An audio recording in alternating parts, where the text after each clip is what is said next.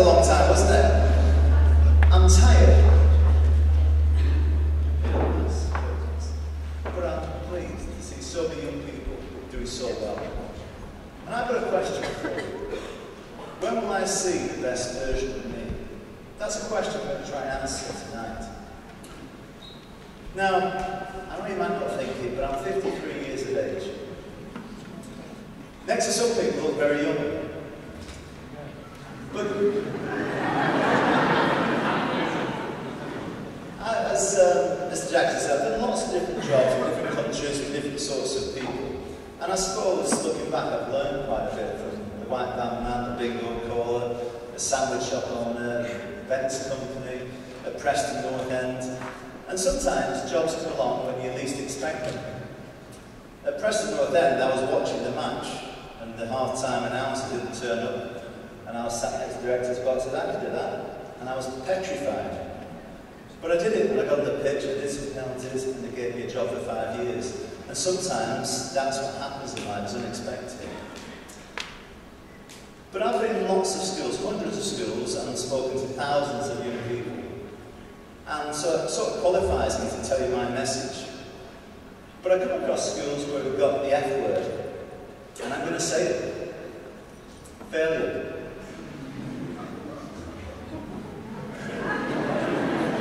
And when they use that word, I change it around, because I'm a big believer in language, because language works at so many different levels. I'm called success, not yet. So every time we have the F word, it's success, not yet. Because everything's a process. And when I say that, I mean to keep working at something. Harder, smarter, faster, quicker. Whatever it takes, keep doing it and be persistent. Those are words, but I'll make those words come alive tonight. Because everybody's got a different interpretation of those words. Now I've got some messages for you tonight to answer that first question. The first message is this.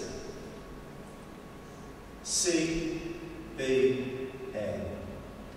Are you ready for this? Can't be bothered. If you've got that disease, you're in trouble. Because you don't want to take responsibility. And in life, at some point, if you want something bad enough, you'll have to take responsibility for that. There's a video of the escalator, of a man and a woman up the escalator and stops. And they stop themselves and they say, "Help! Help!" They're on an escalator, but they want help. So they sit down and wait. And a technician comes along. And he gets towards them, and his escalator stops. Oh my goodness, what can we do? But you know what? That's a parody of today's life. We sometimes want people to solve things for us. And sometimes we've got to do it for ourselves. The second message is to do with a guy called Simon Cowell. Simon Cowell once said, "Just have fun at school and get lucky afterwards." That's like leaving things to fate, as Mr. Jackson said. I'm not a big believer in that. Do you know, it's almost like the lottery, isn't it? And the odds of winning a lottery with one £2 ticket is 14 million to 1. Now, does anybody in the audience play the lottery at all? Because I'm going to demonstrate something to you. If you can play the lottery, put your hand up. Okay, put your hand up if you've got a ticket for tonight's draw. Oh, we've got 2 people, have we? Okay. Can we go to the front, please? Others, you've got a ticket for tonight's draw. Can I look at it, please? Alright. Don't give me some money. 2 lines, yeah? Can I just leave it there for a second? You don't trust me, don't you? You look a bit old to be on the student's mess. Are you a teacher? You know what I was going to say. Okay, so we've got 2 tickets for 2 people. Want to play 14 million to 1. Okay. Do you know what? I don't agree with it. And I'm going to put my considerable size and my riskability to the test here. Because, miss, I don't think it's good for you to set an example. So, come here, man. Just come right up with me. Come right up with me, so they can hear you. Do you trust me? Yeah. Good man. That's your ticket. I'll let you off this time. Keep your pocket. But don't go anywhere, because I want to teach Miss a lesson. We don't believe it anymore, do we? This is 40 minutes to 1. Knows the answer? No. Thank you. Can you tear it up, please?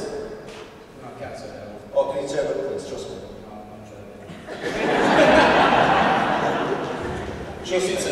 You've got to trust. You hold it. Hold it tight. Go hold it tight. Thank you.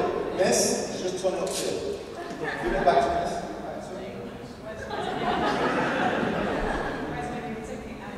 Miss?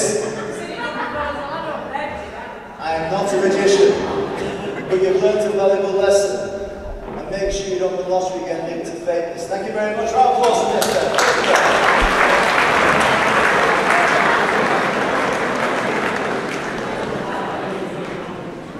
There's more to come, anyway. When will I see the best version of me? When I don't play the lottery, I don't leave it to fate, and I can be bothered, and I will take responsibility. My next message is a very serious one. Don't compare. When I was 16, going on 17, I was struck down by very severe acne. My whole confidence shattered. I wasn't the same as everybody else. The scars are still there on my face, and my shoulders are back today. And I can talk about it now because I've gone through a long, long journey. And I compare myself to many other people. It took me a long time to realise I was good. And I was getting great every day. And some of the problems we face is comparing ourselves to other people who are richer, smarter, cleverer, better looking. All these things don't work. You've got to find your best version. The only person you're competing with is yourself. Are you as good today as you were yesterday?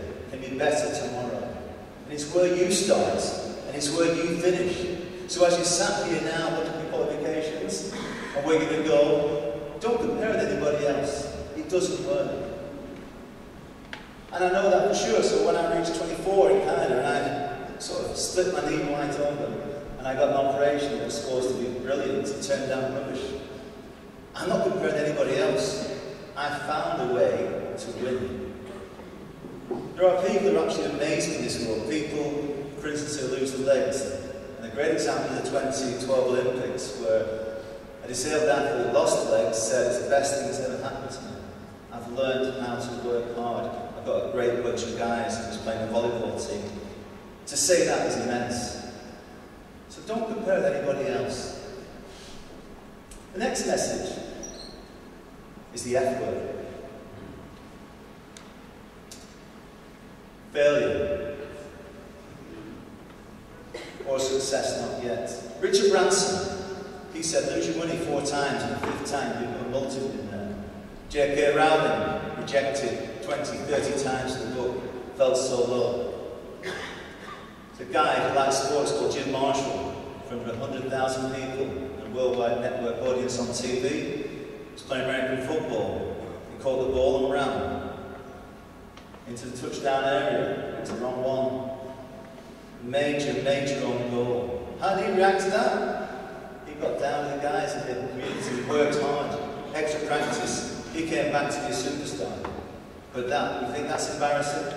That's the bottom of it, really. So what we do is nothing compared to some of these people. You've got to embrace the failure. Failure is good. You don't believe me, I can tell by some of your faces. The more times you fail, the more times you will learn. And eventually, success will be yours. And I've got a challenge for somebody who wants to risk that.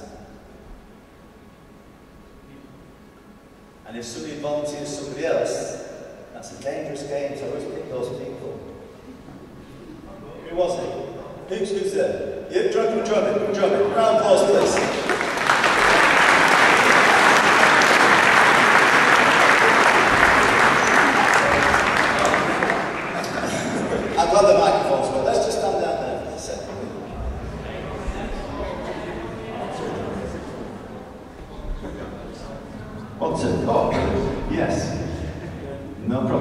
So, it's an opportunity, not a threat.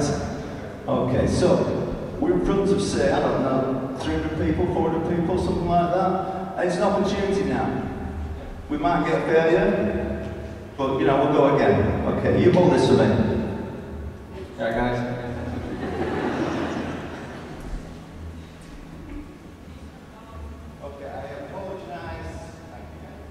I apologise for about reaching the stage here, just in case I don't do this, then you know what, I'll go again. Since I was 14, I've practiced in sacred football, and since my career stopped, I practice with an aim. I'm willing to do it now to these people. Okay. Can you give me a countdown of 10, please? 10, 9, 8, 7, 6, 5, 4, 3, 2, 1.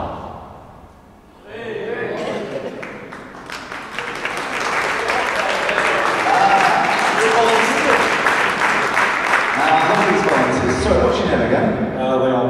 Leon. Leon, you'll never forget this night as long as you live. Leon, okay, let's have a go at this, okay? If you bear with me a second, I did a quick 30 years progression now. I used to be a PE teacher, so just watch me. Just do that. Just do that. You sure Ross is ball headed both ways? Look up. Fantastic, stand up. Okay, now, next is this. When we throw this one up, yeah, I want to come down with the air. Practice that. Imagine you throw it, just come down with that. Don't throw it. All right.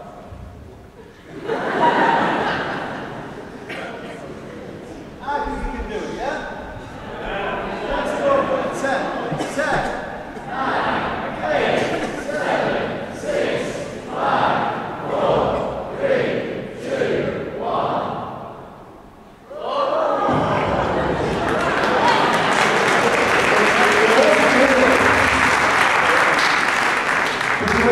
So that's success. Now here's the question. Do you really want to do the relay? Yeah? Just say I demand to do it, Ross. I demand to do it, Ross. Thank you, witnesses. Okay. You ready? Yeah, this is ready. I'll give you a last tip. Not too high. I know. Like this. Yeah? Let's go. 10, 9, 8, 7, 6, 5, 4, 3, 2, 1. Oh, good try. Super.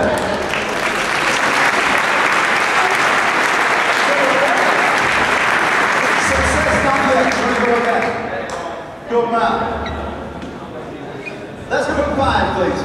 5, 4, 3, 2, 1.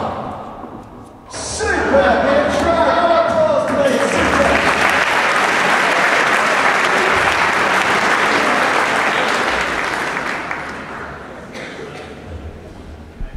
Success, not yet, but it's on its way.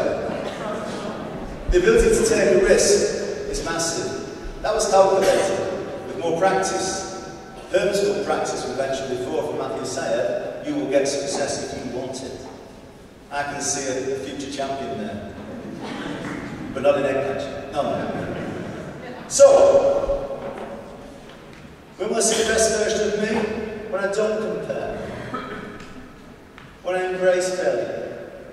The next message means everything. Because without action, we've got nothing.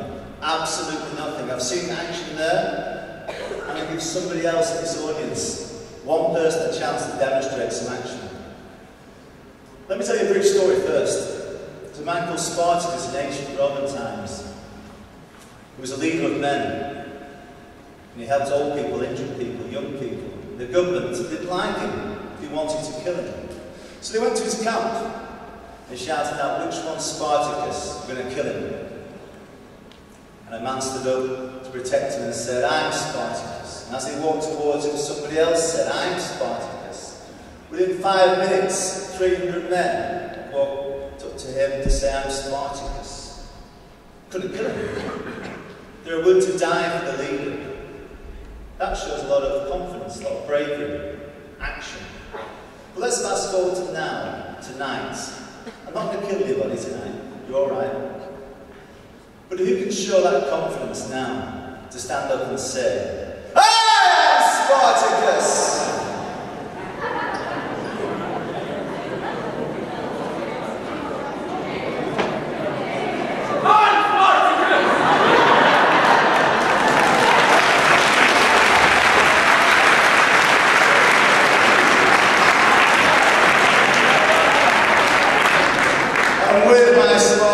As the window of opportunity closes, we've got a few seconds left for any Spartacuses or more Spartacus people to stand up as the window's going to close. 5 seconds, 4 seconds.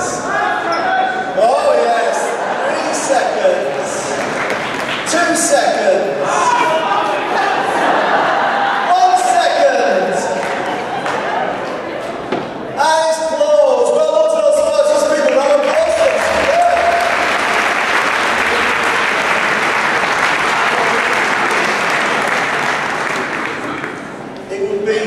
Remiss of me to move on quickly, but the first Spartacus, that was brilliant. Yeah? The loudness, we meant it. You know, I could feel it. My final message is about belief. And I know belief's a massive thing. If you ever watch X Factor or Strictly, as Mr. Jackson often tells me he does, you always see interviews with people, they're always nervous. They say, I don't want to do this, I don't want to do it, and I can't do it. You know what, nerves, for me, I won't say they don't exist, but I don't think about it like that. I look at it as an opportunity, as we've shown before, but it's something me personally I've got to do. Not just enjoy it, I must do this now. I don't feel cross-factored if I don't do it. Where does that belief come from? Yes, I'm old, and lots of experiences, but when I trace it back, it comes back to my parents, in particular my father. He passed away 2.5 years ago. And I promised myself I'd give 10 years of a legacy to be my best version in honour of him. So every time I come against something where I don't think I can possibly do it or it's too much for me, it becomes a no-brainer. Everything is yes. And that's given the opportunity for me to be more successful on my journey. Not comparing to anybody else. And I think, even for young people, you might be able to recognise that your parents are a massive influence in who you are. And when you get older, you might realise that that is the driving force. So the young people would like to ask you to do something. And do it with meaning, because every action must be meant. Can you stand up, please? Can you turn and face your parents? They're in the room, please. And give a round of applause. And mean it. Fantastic. And sit down, please. Thank you. Superb. They've been on all night. Brilliant. Now, a lot of things can hold us back. I spoke a few weeks ago at another school. And afterwards, a rather old man came up to me and said, you know, I like your speech, but when you said about in the past things holding us back, he said, I had an exam at 10 years old and I failed it, I thought it was rubbish. And I ever thought, since that day, I'm never good at this particular maths exam. And if you think about your life, there might be certain things that happen where you've been branded a failure. Missing a goal, being dumped by a boyfriend or a girlfriend. You know what, sometimes that could be right. But I've found the experience, it's just all that time and practice and going again. And I think when something happens like that, you've got to let go of the past. And I'm going to demonstrate that with you tonight. It's a metaphor, you're going to cut your ties from the past. I just happen to have a pair of scissors with me here. And as I look round to my left, I'm looking for a tie.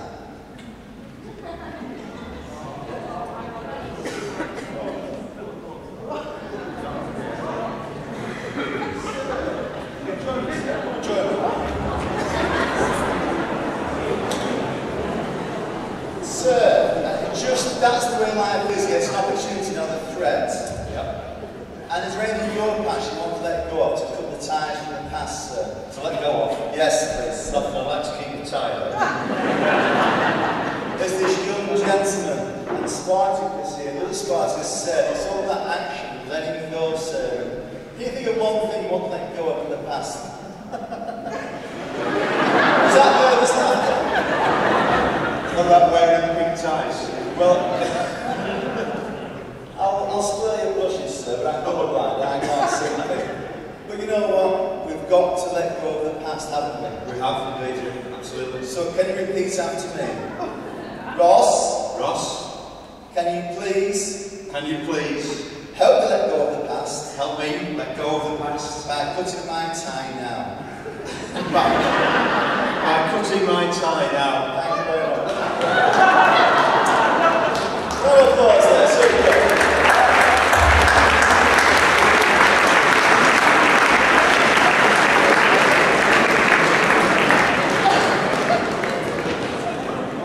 So we've come to the end of the messages, and I'd like to wrap the messages up in a value, a figure based on time, 27,500.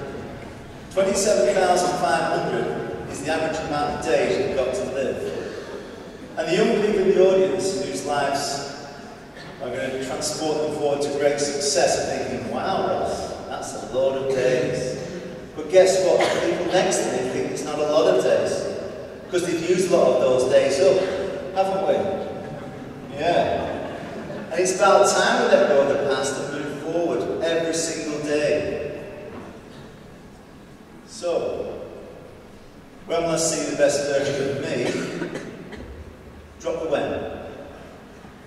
Drop the will. I see the best version of me. Thank you.